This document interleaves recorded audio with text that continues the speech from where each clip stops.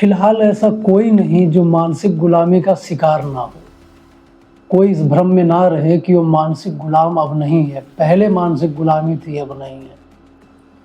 मानसिक गुलामी अब भी है और पहले की अपेक्षा और प्रगाढ़ हो चुकी है और इतनी गहरी हो चुकी है कि अब लोगों को महसूस होना ही बंद हो चुका है कि हम मानसिक गुलाम हैं।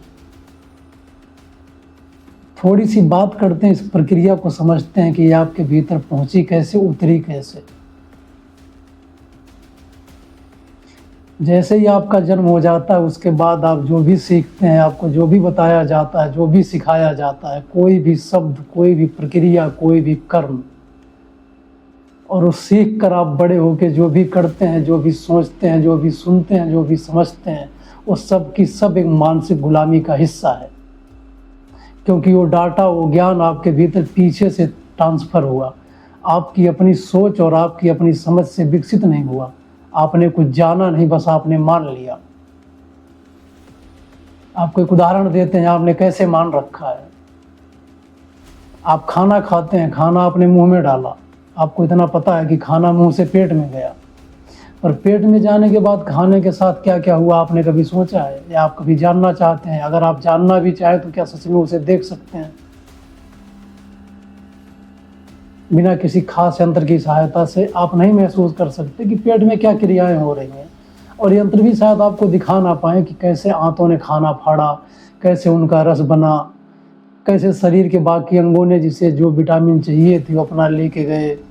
किसी को कैल्शियम, किसी को आयरन, किसी को फास्फोरस, जिसको जो चाहिए था वो सब अपना लेके गया। ये प्रक्रिया अंदर अंदर हुई, आपको पता नहीं चला, पर ये होती है, इससे आप इनकार नहीं कर सकते। इसी तरीके से मानसिक गुलामी काम करती है। पिछली पीढ़ी का डाटा अगली पीढ़ी में ट्रांसफर कर देना ही मानसिक गुलामी है।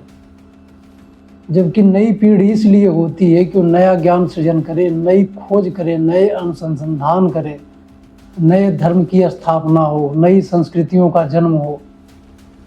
लेकिन हम क्या कर रहे हैं?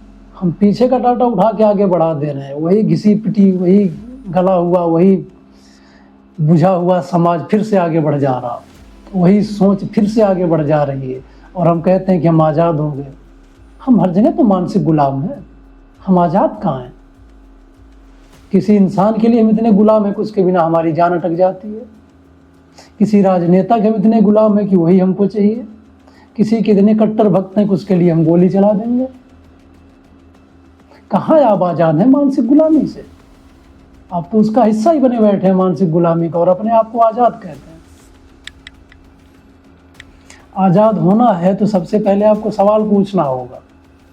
ये जो आप हर चीज़ मान के बैठ गए हैं, ये मेरा धर्म, ये मेरा शरीर, ये मेरा परिवार, ये मेरा घर, ये मेरा प्रेम, ये मेरा शत्रु, ये मेरा दोस्त, ये जो सब आप मान के बैठे हैं, इन्हें छोड़िए और कभी सोचिए कि आपने मान रखा है, आपने जाना है, सच में जाना है। जब तक आप जानते नहीं तो आप कैसे कह सकते हैं कि आप मानसिक गुलाम नहीं हैं? क्योंकि मानना तो हमेशा किसी दूसरे की सोच का होता है। किसी और का अनुभव था, उसने आपसे कह दिया कि आप मान लो, और आपने मान लिया। आपने तो अनुभव नहीं किया ना, अनुभव तो उसका है, उसके तक सत्य था, पर जैसे ही आपके पास आया आपने मान लिया, आपने जानने की कोशिश नहीं करी। इसलिए हर सवाल पे अपना क्यों लगाइए और सवाल करना शुरू करिए। सिस्टम से, सरकार से, समाज से, धर्म से, सब से। जो लोग आपके ठेकेदार बने बैठे हुए हैं, उन सब से सवाल करिए कि ऐसा ही क्यों? क्योंकि मैं जानता नहीं, मैं माने बैठा हूँ, मुझे जानना है। पहले सवाल करना शुरू करो। और अगर आपको सच अच्छा लगता है, बिना किसी कपड़ों के नंगा सच, तो मैं उसके लिए यहीं बैठा हूँ। अभी मैंने शुरुआत करी है। मैं हर उस रहस्य से पर्दा उठाना चाहूँगा जो आज तक आपसे किसी ने कहा नहीं होगा, या जिस पे लोग कहने से कतराते होंगे। तो अगर आप तैयार हैं तो ये चैनल आप ही के लिए है।